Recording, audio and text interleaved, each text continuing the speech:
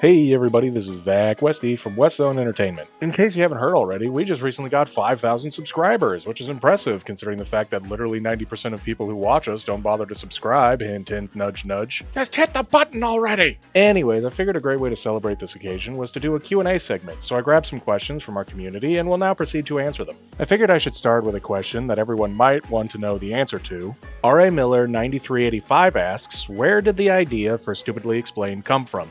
I covered this topic in the Stupidly Explained video. Basically, Stupidly Explained comes from a pastime of a friend and I's where we would watch unbelievably bad animes, and we would get a kick out of explaining these animes to our friends.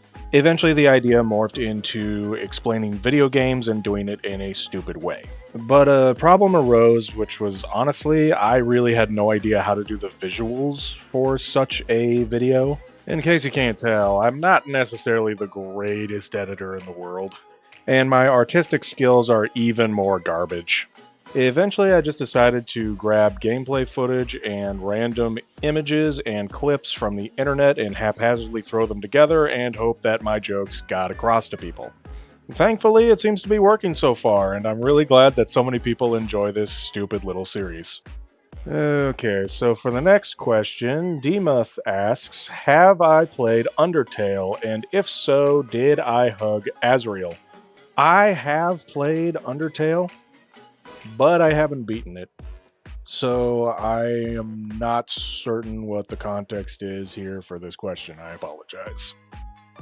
Kreps Family Hot Rods asks, would you do a meta thing where you stupidly explain the premise of your stupidly explained videos, do a breakdown on yourself? It's funny that you should ask that because I already have. As I mentioned earlier, there's a video, it's called Stupidly Explained, which goes over the history of Stupidly Explained. I will leave a link in the description below for those of you that want to go check it out. Sea Death asks, when will there be only Gleeok? When there is no mercy. Morgale27 asks, will you do more Dragon Quest games?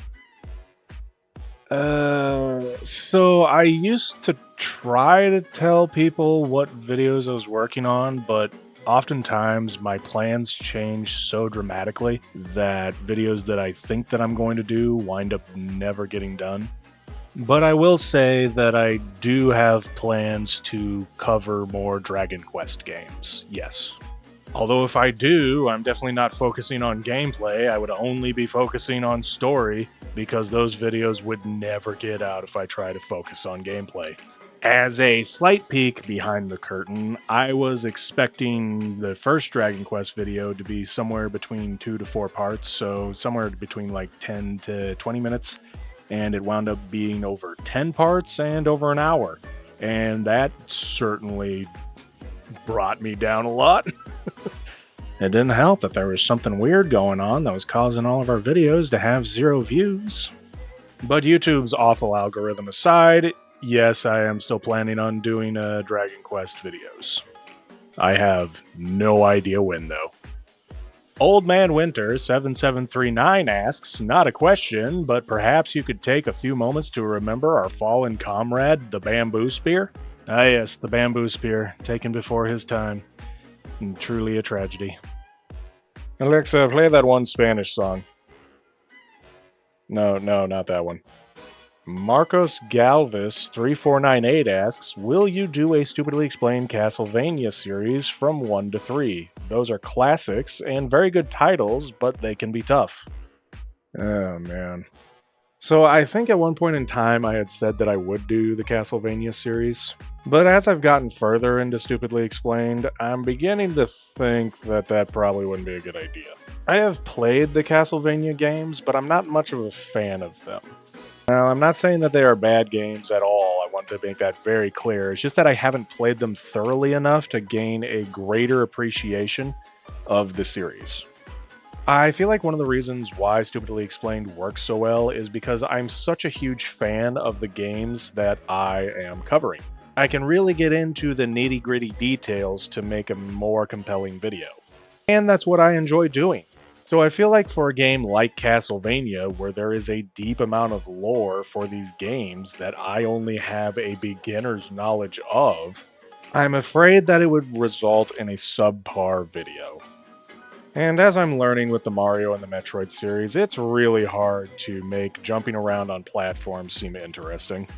So yeah, unfortunately, I don't think I'm going to cover Castlevania, and I hate to say it, but I also don't think I'll be covering the Mega Man series for a very similar reason. Enjoy Sack Lunch asks, when will then be now? Soon. Marcos3498 asks, double dipping, love it. Where are you from? I bet Texas. Yes, what gave me away? My thick Texan accent. I'm actually from a state called Iowa. You might have heard of it before. We like to turn butter into cows. Our chief primary export is Caitlin Clark. James G. Woodwork asks, what are your thoughts on the show Supernatural? If you're a fan, Sam or Dean? My sister used to watch a lot of Supernatural, and through proxy, I would then watch Supernatural with her. I mainly watched the first 5 seasons, and somehow watched all the plot-relevant episodes while skipping all the fluff. I certainly enjoyed watching it, although it was certainly more deist than I enjoyed. I suppose if I had to pick between the two of them, I think I would go with Dean. No, wait, Sam. Whichever one's the younger one. Although he did get possessed by demons, and I'm not really cool with that. Anyways, Joel Stein718 asks, is there a lucky lady? Well, not to break the hearts of 4% of my viewers, but yes, I am married.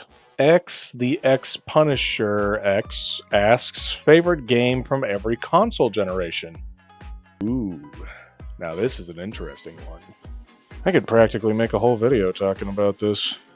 I'll skip the first 2 generations because it's like, oh, what's your favorite game from the consoles of the first generation? I don't know, Pong? And I don't have enough experience with consoles from the second generation to have any sort of real opinion on them, other than, like, academic ones. I should probably mention that I've also been a diehard Nintendo fanboy since I was a little kid, so a lot of these games are going to be on Nintendo consoles. And you know what, I'm going to pick 3 from each generation because I was asked the question, so I'm giving my answers. For the third generation of consoles, which is the NES for those of you that don't know, I would have to say that my favorite game would have to be...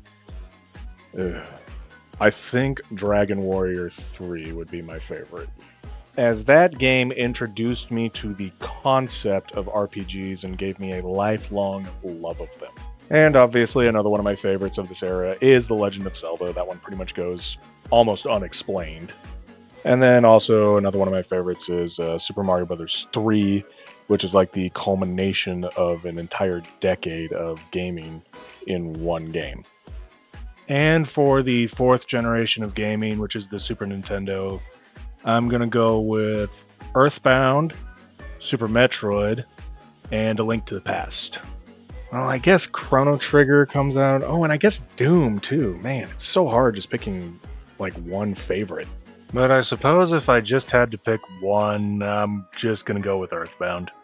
As for the 5th generation, which is like the N64 era, it's Ocarina of Time. Yeah, my favorite game of all time is Ocarina of Time, so yeah, it's just Ocarina of Time. But also, I would like the anachronistic duo of Harvest Moon 64 and GoldenEye 007. I could practically do a top 20 list when it comes to favorites on the N64. That's not even counting Game Boy games. So for the 6th generation of gaming, which would be like the PS2, Nintendo GameCube era, we're not including MMOs like RuneScape. And I'd probably have to go with like the Tony Hawk's Underground trilogy, like Tony Hawk's Underground, Tony Hawk's Underground 2, and Tony Hawk's American Wasteland. I just love those games to death.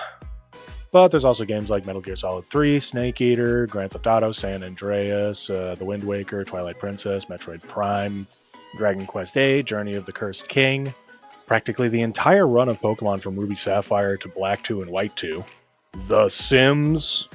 Holy cow, there are a lot of games that came out during the 6th generation.